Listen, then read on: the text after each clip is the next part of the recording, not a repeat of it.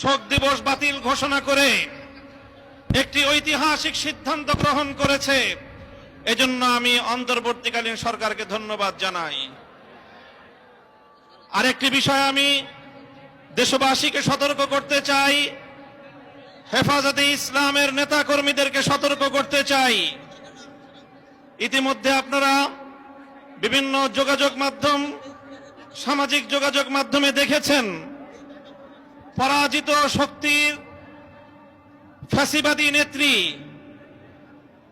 জালিম শাহী শেখ হাসিনা নরেন্দ্র মোদীর ঘরে বসে বাংলাদেশের অভ্যন্তরে 15ই আগস্টকে কেন্দ্র করে বিশৃঙ্খলা সৃষ্টি করবার জন্য তিনি উস্কানি দিচ্ছেন।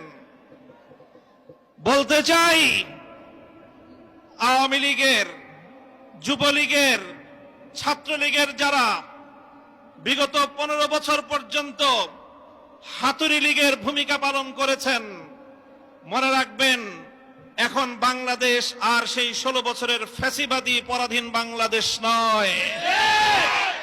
এই বাংলাদেশ আজ স্বাধীন বাংলাদেশ। ছাত্র জনতার এক সাগর রক্তের বিনিময়ে অর্জিত এই স্বাধীন বাংলাদেশে যদি 15ই আগস্টকে কেন্দ্র করে কোন নৈরাজ্য সৃষ্টির পায়তারা করা হয়, সারা বাংলাদেশে তাদেরকে প্রতিরোধ করা হবে, প্রতিরোধ করা হবে।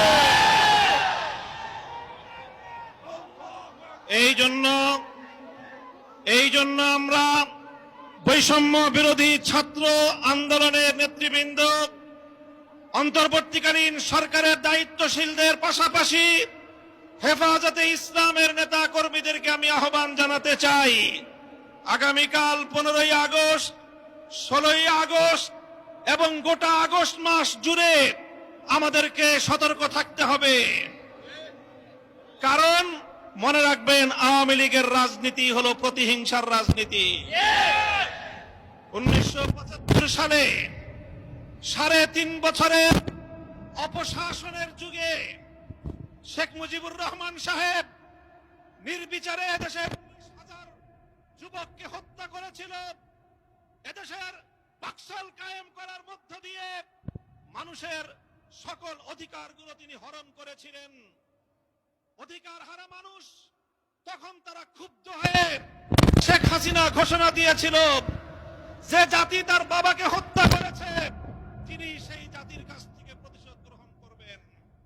বিগত 45 বছর ধরে শেখ হাসিনা প্রতিশোধের রাজনীতি করেছেন, প্রতিশোধ দিয়েছেন আমার বাংলার তাওহীদি জনতার বিরুদ্ধে, প্রতিশোধ দিয়েছেন বাংলার স্বাধীনতাকামী মুক্তিযুদ্ধের হেফাজতে ইসলামের লক্ষ লক্ষ নিরপরাধ মানুষের বিরুদ্ধে।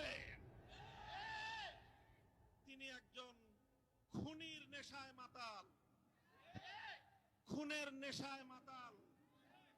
আপনারা লক্ষ্য করে থাকবেন, যারা মাতাল হয়, মদখোর হয়, তারা সারাদিন যে যেখানে থাকে, দিন শেষে রাতের বেলায় সব মাতালগুলো একসাথে হয়ে মদ্যপান করে মাতলামি করে।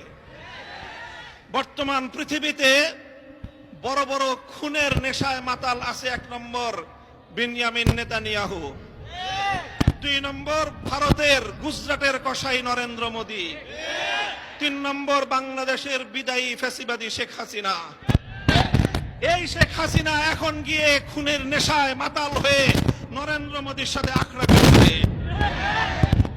যদি সেখান থেকে বসে বাংলাদেশের স্বাধীনতার উপর কোনো হস্তক্ষেপ করার চেষ্টা করা হয়, তাহলে বাংলাদেশের ভারতীয় দূতাবাস থাকতে পারবে না। শেখ হাসিনার বিরুদ্ধে বাংলাদেশে বিভিন্ন থানায়, আদালতে হত্যা মামলা দায়ের হয়েছে।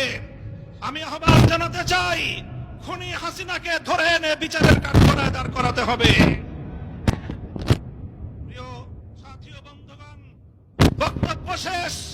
ইনশাআল্লাহ বিগত দিনে যেভাবে আমরা রক্ত দিয়েছি পিলখানায়, যেভাবে আমরা রক্ত দিয়েছি শাপলা চত্বরে, যেভাবে আমরা রক্ত দিয়েছি মোদী বিরোধী আন্দোলনে হাটহাজারীতে, যেভাবে রক্ত দিয়েছি আমরা মোদী বিরোধী আন্দোলনে ব্রাহ্মণবাড়িয়ায়, ঠিক আগামী দিনে দেশের স্বাধীনতা রক্ষার জন্য, ইসলামের হেফাজতের জন্য যদি আবার রক্ত দেওয়ার প্রয়োজন হয়, স্বাধীনতার ঝান্ডা নিয়ে রক্ত দেওয়ার জন্য